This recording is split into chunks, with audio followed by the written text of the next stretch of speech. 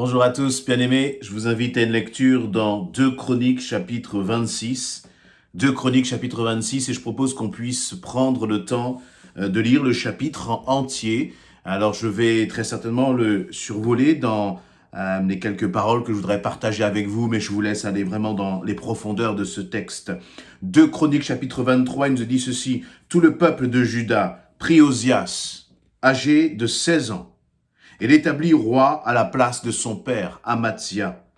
Osias rebâtit Élot et la fit rentrer sous la puissance de Juda.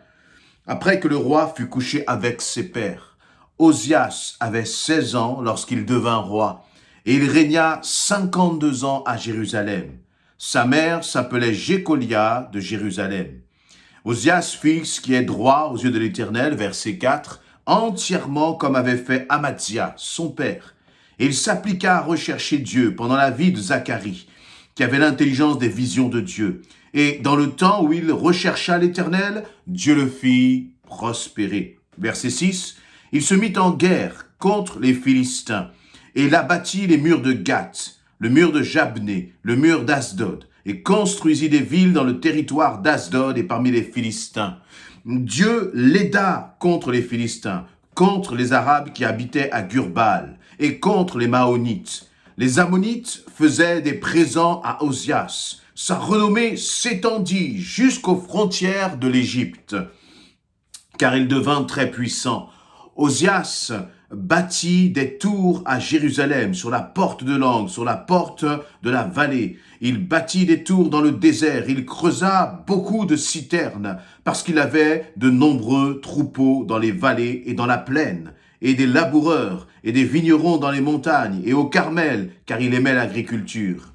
Verset 11. Et je vais sauter quelques versets et puis vous allez continuer de lire cela. Eh bien, le règne en fait de Osias était un règne béni. Dieu posait sa main. Mais, il y a un mais. Et ça commence au verset 16. Mais, lorsqu'il fut puissant, son cœur s'éleva pour le perdre. Il pécha contre l'Éternel son Dieu. Il entra dans le temple de l'Éternel pour brûler des parfums sur l'autel des parfums. Et le sacrificateur Azaria entra après lui, avec 80 sacrificateurs de l'Éternel, hommes courageux, qui s'opposèrent au roi Osias et lui dirent: « Tu n'as pas le droit, Osias, d'offrir des parfums à l'Éternel. Ce droit appartient aux sacrificateurs, fils d'Aaron, qui ont été consacrés pour les offrir. Sors du sanctuaire, car tu commets un péché. Et cela ne tournera pas à ton honneur devant l'Éternel Dieu. » La colère s'empara d'Osias, qui tenait un encensoir à la main, et comme il s'irritait contre les sacrificateurs, la lèpre éclata sur son front, en présence des sacrificateurs, dans la maison de l'Éternel, près de l'autel de l'Éternel. Près de l'autel de l'Éternel. L'autel des parfums, près de l'autel des parfums. Verset 20, le grand sacrificateur Azaria et tous les sacrificateurs portèrent les regards sur lui. Et voici, il avait la lèpre au front. Ils le mirent précipitamment dehors, et lui-même se hâta de sortir parce que l'Éternel l'avait frappé. Le roi Osias fut lépreux jusqu'au jour de sa mort. Il demeura dans une maison, écarté comme lépreux, car il fut exclu de la maison de l'Éternel. Et Jotham, son fils, était à la tête de la maison du roi et jugeait le peuple du pays. Osias se coucha avec ses pères, on l'enterra avec ses pères dans le champ de la sépulture des rois, car on disait, il est lépreux. Et Jotham, son fils, régna à sa place. Amen. Voilà un récit dans lequel on voit ce roi, un jeune homme, qui, dès sa naissance, parce qu'il était fils du roi Amathia, et Amathia lui-même avait servi l'Éternel. Son père était roi et donc il a grandi dans cette éducation de la royauté, mais surtout, il a grandi connaissant Dieu, puisque au verset 4, il nous est dit, Osias fit ce qui est droit aux yeux de l'Éternel, entièrement comme avait fait Amathia, son père. Et donc il avait grandi connaissant le Seigneur. Et puis à l'âge de 16 ans, il s'est retrouvé en position d'autorité. Et donc, cette parole s'adresse aussi à toi, peut-être, qui es jeune. Toi qui, connais le Seigneur. Il va falloir faire des choix dans ta vie. Et puis plus largement, cette parole s'adresse à chacun de nous qui sommes enfants de Dieu, qui sommes attachés au Seigneur. Et dans ce texte, il y a une mise en garde. Premièrement, on voit que Osias a bien commencé. Il a commencé en servant le Seigneur. Il a commencé, il nous est dit au verset 5, il s'est appliqué à rechercher sa vie pendant la vie de Zacharie.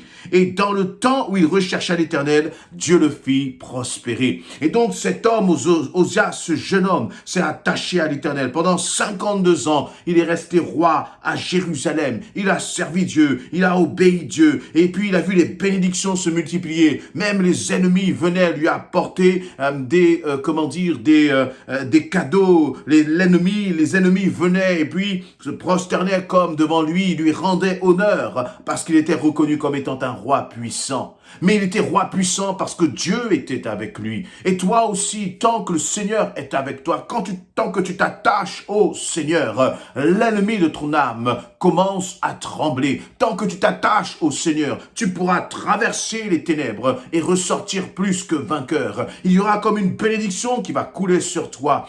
Ça ne veut pas dire qu'il n'y aura pas de bataille. Ça ne veut pas dire qu'il n'y aura pas d'épreuve. Mais tant que le Seigneur est avec toi, ou plutôt même tant que toi tu restes attaché au Seigneur, alors tu verras la victoire dans tes batailles. C'est une assurance, c'est une garantie, parce que notre Dieu est un Dieu vainqueur. Oui, il y aura des coups, oui, il y aura des circonstances difficiles, mais si tu es comme Osias et que tant que tu vas chercher l'Éternel, alors l'Éternel va te faire prospérer. Prospérer. Mais il y a eu, comme je disais tout à l'heure, un mais dans ce verset 16. Et mon frère, ma sœur, mon ami, qu'il n'y ait pas de mais dans ta vie, dans ta relation avec le Seigneur. Que ta relation avec ton Seigneur ne soit pas une relation qui soit altérée, qui soit comme, comme s'il y avait une faille là dans le contrat, dans l'alliance que tu passes avec ton Seigneur. Et là, ce qui est intéressant de voir, c'est que parfois, lorsque nous subissons des épreuves, alors notre foi peut être ébranlée. Mais laissez-moi vous dire qu'il y a autre chose qui peut aussi venir ébranler ta foi. Il y a autre chose qui peut venir aussi ébranler ta relation avec le Seigneur. Et cela s'appelle la bénédiction. La bénédiction. Et c'est exactement ce qui s'est passé dans la vie d'Osias. Ce jeune homme a été tellement béni. Il a prospéré. Il a vécu dans la gloire. Mais il y a un moment où justement cette gloire, cette bénédiction, sont venus comme endormir sa relation avec le Seigneur. Et il s'est cru peut-être lui-même Dieu à la place de Dieu. Il y a eu comme une forme d'orgueil qui s'est déclenché, qui s'est emparé de son cœur. Et il a commencé à rentrer dans le temple de Jérusalem. Et dans ce temple, il nous est dit qu'il a commencé à lui-même faire brûler des parfums, chose qui n'était réservée qu'aux sacrificateurs. Il a enfreint les règles de l'Éternel. Il a été trop loin dans sa relation avec Dieu. Voyez, et je crois que nous qui sommes enfants de Dieu, nous ne devons jamais oublier que nous devons aussi honorer et respecter notre Dieu. Nous ne pouvons pas nous comporter n'importe comment devant notre Dieu. Aussi roi, aussi puissant qu'était Osias, Dieu était Dieu avant toute chose. Et Dieu était au-dessus de tout. Et devait se rappeler qui était ce Dieu grand et puissant. Osias devait se souvenir de qui venaient ses bénédictions, qui était la source de ses bénédictions, qui était la source de sa réussite. Et peut-être que tu es béni dans ton ministère, peut-être que tu es béni dans l'œuvre que tu accomplis dans l'église, peut-être que tu es un homme béni dans ton travail, une femme bénie dans ton travail, une femme bénie dans ta famille. Mais souviens-toi que tout te vient de l'Éternel, que tout me vient de l'Éternel, et que sans lui, nous ne sommes rien, et que tout peut disparaître et s'arrêter en un clin d'œil, comme c'était le cas, par exemple, pour la vie de Job. Et donc, Osias a commencé à pécher contre l'Éternel, son Dieu, il nous est dit dans ce verset 16. Et ce qui est intéressant, c'est qu'il dit, mais lorsqu'il fut puissant, quand tu es béni, fais attention à ton cœur, fais attention à tes pensées, fais attention à ta relation avec ton Seigneur. Veille sur cette relation plus que toute autre chose. Parce que parfois, il y a comme dans cette balance, il y a ce que nous apporte la relation avec notre Seigneur et la qualité de notre relation préoccupation. Quand les choses ne vont pas bien, nous sommes poussés à aller vers Dieu. Nous sommes poussés à nous réfugier en lui parce que nous réalisons notre faiblesse. Mais quand tout va bien dans ta vie, il y a ces moments où tout va bien. Quand dans ces moments où tout va bien dans ta vie, souviens-toi d'où cela vient. Souviens-toi que tu es dépendant, que je suis dépendant de Dieu et que sans lui, nous ne sommes rien. Et là, eh bien, dans son cœur s'éleva pour le perdre. Et tout s'est passé dans le cœur. Bien souvent, nous accusons le diable de toutes sortes de choses. Et nous commençons à chasser dans nos prières le diable pour ceci et pour cela. La réalité, c'est que ce qu'il faut que tu chasses, ce n'est pas tant le diable. Celui qu'il faut que tu chasses, c'est ce moi qui parfois commence à prendre trop de place en toi. C'est ces pensées, ces désirs, ce moi, c'est tes propres passions. C'est contre cela qu'il faut que tu fasses la guerre avant toute chose. Parce que c'est là ton principal ennemi. Quelles sont les pensées qui sont dans ton cœur? Quelles sont tes préoccupations? Quels sont tes désirs? Est-ce que tes désirs sont tournés vers le royaume de Dieu ou vers le royaume de tes besoins et de tes désirs personnels? Et c'est exactement ce qui s'est passé dans le cœur d'Ozias. Il nous est dit, verset 16, son cœur s'éleva pour le perdre. C'est pas le diable, ce n'est pas les autres, ce n'est pas ses ennemis, mais c'est lui-même, c'est son propre cœur, ses propres désirs. Il a commencé à s'enfler d'orgueil. Et lorsque parfois nous servons dans l'église, nous croyons que parce que notre ministère a un impact, parce que ton rôle a un impact, parce que tu vois les fruits de ton service, de ta consécration, ton cœur peut commencer à s'enfler. Mais il faut faire attention. Il faut que nous soyons sur nos gardes dans toutes ces choses et que nous puissions revenir à notre place. Notre place, c'est de considérer que la gloire revient à Dieu et à Dieu seul. Peut-être même que dans ton couple, ton mari n'est pas converti au Seigneur, il n'est pas à Christ, mais toi, tu es à Christ. Et parce que toi, tu es à Christ, tu commences à avoir un regard de jugement sur ton époux. Tu commences à avoir un regard de jugement sur tes enfants. Mais tu as oublié que tu étais dans la boue du péché avant que le Seigneur ne vienne te chercher et te transforme. Alors faisons preuve justement de compassion, faisons preuve de grâce et de bienveillance à l'égard de ceux qui nous entourent et qui ne connaissent pas encore Christ. Et je voudrais juste terminer sur l'attitude des sacrificateurs.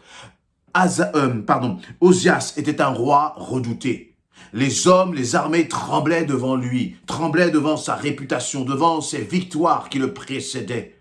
Et vous voyez, lorsque l'on parle de victoires remportées, cela veut dire que ce n'était pas des victoires dans la prière, c'était le couteau, l'épée qui était sorti. Et avec cette épée, il décapitait, il tuait, il mettait à mort ses ennemis. Et sachant tout cela, ces hommes, et notamment sous la direction d'Azaria, le sacrificateur, sont entrés dans le temple et ont prévenu Ozias d'une façon extrêmement claire. Il nous est même précisé qu'ils s'opposèrent à Ozias, au roi Ozias, ces hommes courageux. Et là, je crois aussi que c'est un autre pan de cette histoire, que de ce récit que nous voyons là. C'est que si nous devons être des hommes et des femmes courageux en Christ. Nous ne pouvons pas laisser notre Dieu, des hommes et des femmes agir n'importe comment dans l'Église à l'égard de notre Dieu. Mais nous devons être ces hommes et ces femmes qui nous levons. Ozias était une figure d'autorité et les sacrificateurs n'ont pas accepté que cette figure d'autorité puisse bafouer l'Éternel. Et je crois, ils ont parlé donc avec vérité, avec sévérité, avec vérité, mais je crois aussi avec amour à Ozias, en lui disant, Ozias, ce que tu fais là n'est pas correct devant le Seigneur. Et nous aussi, nous ne devons pas nous taire. Lorsque nous voyons des frères et des sœurs qui pêchent, nous devons parler avec amour. Mais nous devons leur parler avec vérité, en les reprenant sur ce qu'ils sont en train de faire. La Bible nous dit que, si tu vois ton frère qui pêche, va et reprends-le. Et ces sacrificateurs, c'est exactement ce qu'ils ont fait. Finalement, Ozias a mal terminé. Il a terminé en lépreux, exclu, rejeté et pour toi et comme pour moi, c'est bien de commencer, c'est bien d'être aujourd'hui en Christ, mais c'est bien de veiller à ce que nous demeurions en Christ et que la gloire lui revienne dans tout ce que nous faisons, dans tout ce que nous entreprenons, que ce soit toujours pour son royaume. Amen.